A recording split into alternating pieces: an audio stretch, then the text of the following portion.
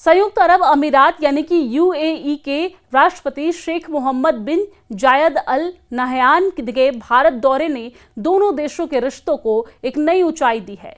विदेश सचिव विक्रम मिस्री ने सोमवार को इस यात्रा की जानकारी देते हुए बताया है कि दोनों नेताओं के बीच हुई बातचीत में जबरदस्त गर्मजोशी और वहां खास दोस्ती देखने को मिली है, जब वो भारत और यूएई के रिश्तों की पहचान बन चुकी है। They unequivocally condemned cross-border terrorism and for the perpetrators, supporters and financiers of all acts of terrorism to be brought to justice. The UAE President expressed his support for the success of India's chairmanship of the BRICS grouping this year. And as I said, also confirmed the UAE's high-level participation in the AI Impact Summit. Though this has been a visit of, I would say, just about 3 hours, 3.5 hours, it has been an extremely substantive visit. इस दौरान दोनों देशों ने रक्षा, अंतरिक्ष और infrastructure के क्षेत्र में 3 बेहद अहम समझौते पर हस्ताक्षर किए हैं। रक्षा क्षेत्र में सहयोग को अगले स्तर पर ले जाने के लिए दोनों देशों ने एक राजनीतिक साझेदारी समझौते पर काम करने का फैसला किया है। इसके अलावा अंतरिक्ष क्षेत्रों में भी बड़ी छलांग लगाने की तैयारी है। भारतीय संस्था इन स्पेस और यूएई स्पेस एजेंसी के बीच एक समझौता हुआ है, जिसका मकसद स्पेस इंफ्रास्ट्रक्चर का विकास और उसका व्यावसायिक इस्तेमाल करना है। इस पहल के तहत दोनों देश मिलकर नए लॉन्च कॉम्प्लेक्स, सैटेलाइट बनाने की फैक्ट्रियां, संयुक्त अंतरिक्ष मिशन और स्पेस एकेडमी या ट्रेनिंग सेंटर स्थापित करेंगे। यूएई के प्रेसिडेंट शेख मोहम्मद बिन जायद का जो दौरा है हिंदुस्तान के लिए बहुत ही महत्वपूर्ण है और इसमें बहुत महत्वपूर्ण एग्रीमेंट्स जो हैं वो इनिशियल जो किए गए हैं। हमारे प्रधानमंत्री और शेख बिन मोहम्मद बिन के साथ उनका जो रिश्ता है वो एक बहुत भाइयों की तरह है और एक दूसरे को भाई मानते हैं।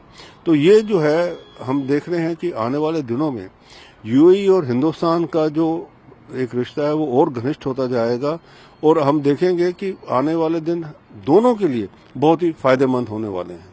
तीसरा और सबसे बड़ा निवेश समझौता गुजरात के धोलेरा को लेकर हुआ है। विदेश सचिव ने इसे एक मेगा पार्टनरशिप बताया है, जिसके तहत यूएई गुजरात के धोलेरा में बन रहे स्पेशल इन्वेस्टमेंट रीजन के विकास में भागीदार बनेगा और इस समझौते के बाद धोलेरा में इंटरनेशनल एयरपोर्ट और साथ ही साथ पायलट ट्रेनिंग स्कूल, विमानों की मरम्मत के लिए एमआरओ सेंटर, नया बंदरगाह और स्मार्ट टाउनशिप जैसी सुविधाएं विकसित की जाएंगी। साथ ही रेलवे कनेक्टिविटी और ऊर्जा इंफ्रास्ट्रक्चर को मजबूत करने पर भी दोनों देश मिलकर काम करेंगे।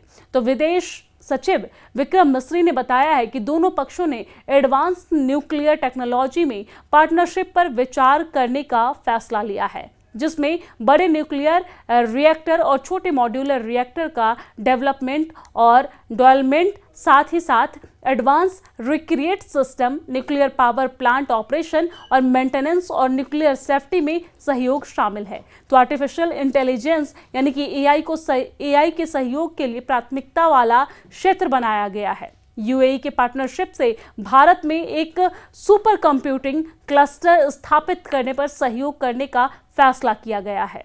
आजकल का जो यूएई का और इंडिया खास दोस्त है, सबसे बड़ी दोस्त है, ये तो सबसे बड़ी पार्टनर भी है, ट्रेडिंग भी करना चाहते दोनों देश में और उन्होंने काफ़ी ताल्लुक हो गया, दोनों के राष्ट्रपति भी है और उनकी प्रधानमंत्री के साथ में। दूसरी बात भी बायलैटरल रिलेशन भी है, दोनों इतना स्ट्रांग भी है। आज तक मतलब बायलैटरल ट्रेड में $100 बिलियन कर चुका है और अभी $75 बिलियन वो इन्वेस्टमेंट भी करना चाहती है। और याद रखने तो 4.3 मिलियन इंडियन में मतलब 43 लाख पीपल वहाँ पर दुबई में रहने वाले हिंदुस्तान वाले लोग हैं, इसलिए वो ये सोचना चाहते हो इंडिया और यूएई सबसे बड़ी पार्टनर भी है politically and also economically. Our involvement in